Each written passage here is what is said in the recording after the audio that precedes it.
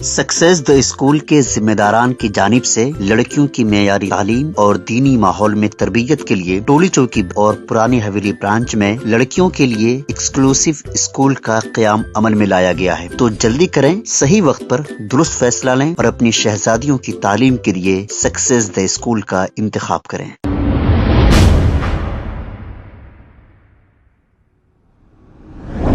अस्सलाम वालेकुम नाज़रीन, ज़वेनश न्यूज़ में आपका इस्तकबाल है। कुतुबुल्लाहपुर कॉन्स्टिट्यूएंसी देवेंद्र नगर में कांग्रेस पार्टी के सीनियर लीडर मोहम्मद अफजल ने एक प्रेस मीट करते हुए ये कहा कि ईद की नमाज के लिए देवेंद्र नगर ईदगाह में मुसल्लियों को काफी तकालीफ का सामना करना पड़ा और ईदगाह कमेटी के लोगों पर इन्होंने कई इल्जामात लगाए। आइए सुनते हैं तफसीलात इन्हीं की जुबानी। अस्सलाम वालेकुम रहमतुल्लाहि व बरकातहू।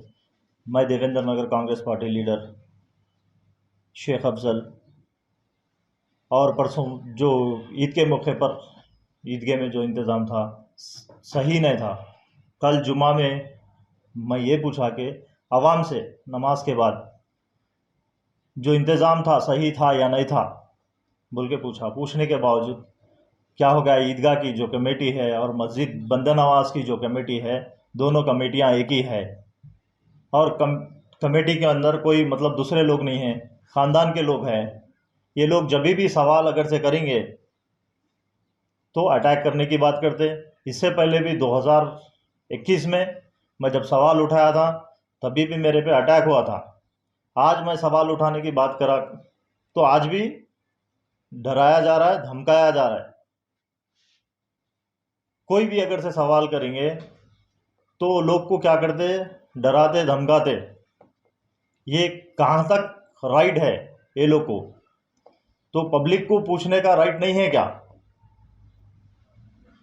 तो ये जमीन जो ईदगाह की है ये प्रॉपर प्राइवेट जमीन है, गवर्नमेंट जमीन है? ये गवर्नमेंट लैंड है। 3 एकड़ जो टीआरएस गवर्नमेंट थी, जब ये अलाटमेंट हुआ था, जब महमूद अली साहब आए थे, एमएलए साहब आए थे, एमएलसी शमीपुर राजू साहब आए थे, जब अलाटमेंट करे थे, ये उसके डॉक्यूमेंट है। तो किसके अंडर में है अभी खबरस्तान? ये खबरस्तान ईदगाह जो है ना, जो ईदगाह की कमेटी है, ईदगाह की कमेटी के अंदर जो प्रेसिडेंट है वो मोइन खादरी है। वाइस प्रेसिडेंट जो है हमारे हुसैन भाई है और उनके जो फैमिली मेंबर्स है वो लोग ही है, दूसरे कोई नहीं है उसके अंदर। जब भी ईदगाह की जमीन कितने साल से है? ये 2017 में अलाटमेंट हुआ सो है ये।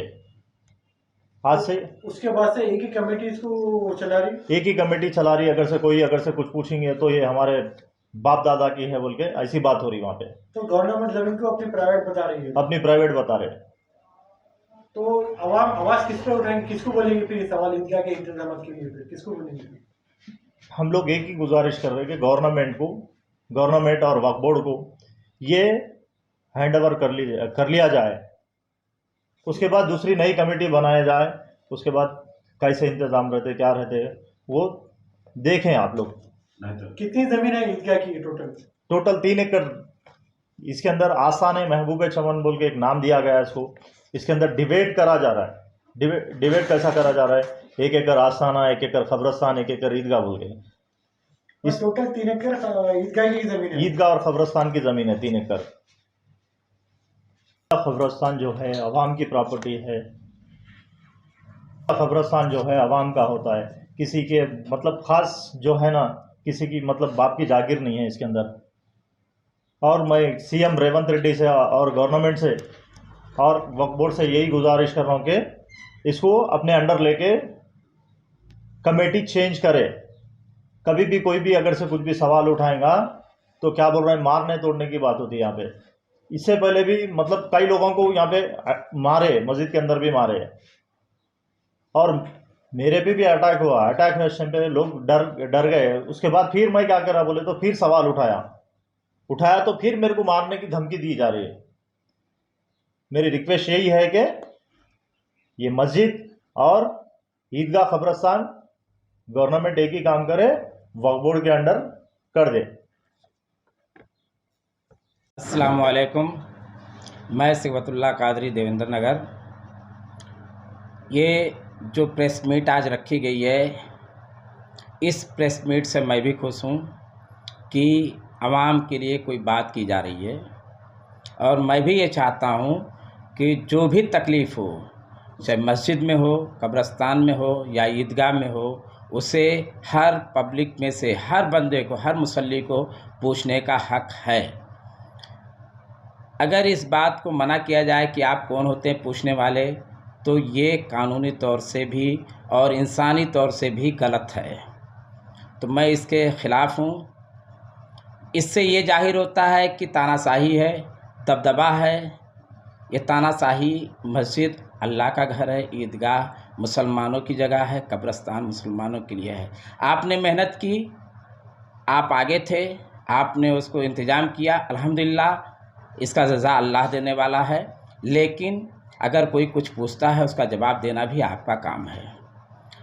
तो जिस तरह हमारे शेख अफजल साहब ने कहा है कि कमेटी चेंज हो, तो इस चीज़ की मैं भी तायद करता हूँ कि कमेटी चेंज हो, जिससे अवाम अपनी बात कह सके, हर मुसल्ली अपनी बात को रख सके।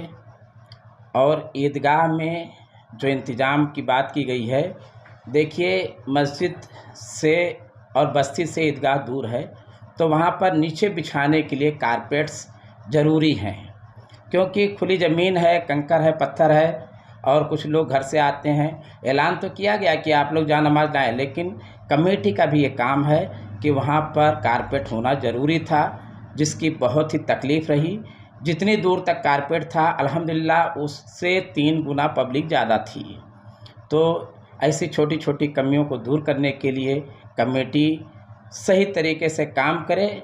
इस काम की वजह हम ये चाहते हैं कि कमेटी में बदलाव हो। कमेटी कोई भी हो, मस्जिद की कमेटी हो या ईदगाह की, एक ख़ानदान के लोग रहना भी गलत है। जब 4 लोग होंगे तो 4 मशवरे होंगे, काम अच्छा होगा। अगर एक ही लोग होंगे तो उसमें जिसकी मर्ज़ी आए वैसा काम होता है, ये बहुत ही गलत है। तो मैं सीएम रेवंत रेड्डी साहब और ईदगाह, कब्रिस्तान से ताल्लुक़ रखने वाली जो भी कमेटियां हैं, वक्फ बोर्ड है, सब में मेरी सबसे आजिज़ाना रिक्वेस्ट है कि हमारी बस्ती में जो तकलीफ़ है, इसे दूर करने के लिए हमारा साथ दें और इस कमेटी को बदलने में हमें सपोर्ट करें। इंशाअल्लाह मैं उम्मीद करता हूं कि हमारी बात सुनी जाएगी। अल्लाह हाफिज़।